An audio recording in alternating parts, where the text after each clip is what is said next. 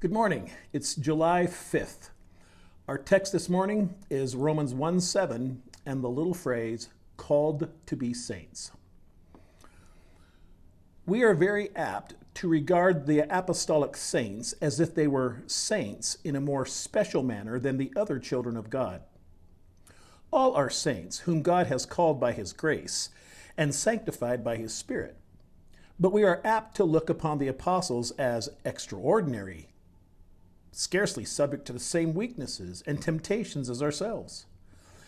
Yet in so doing, we are forgetful of this truth, that the nearer a man lives to God, the more intensely has he to mourn over his own evil heart.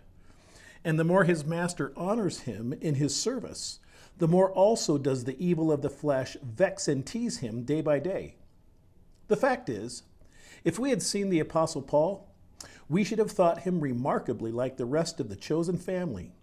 And if we had talked with him, we should have said, we find that his experience and ours are much the same. He is more faithful, more holy, and more deeply taught than we are, but he has the self-same trials to endure. Further, in some respects, he is more sorely tried than ourselves.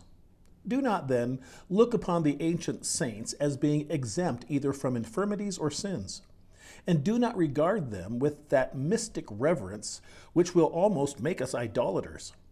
Their holiness is attainable even by us. We are called to be saints by that same voice which constrained them to their high vocation. It is a Christian's duty to force his way into the inner circle of sainthood, and if these saints were superior to us in their attainments, as they certainly were, let us follow them. Let us emulate their ardor and holiness. We have the same light that they had. The same grace is accessible to us. And why should we rest satisfied until we have equaled them in heavenly character?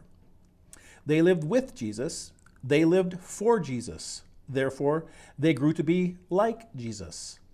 Let us live by the same Spirit as they did, looking unto Jesus, and our sainthood will soon be apparent.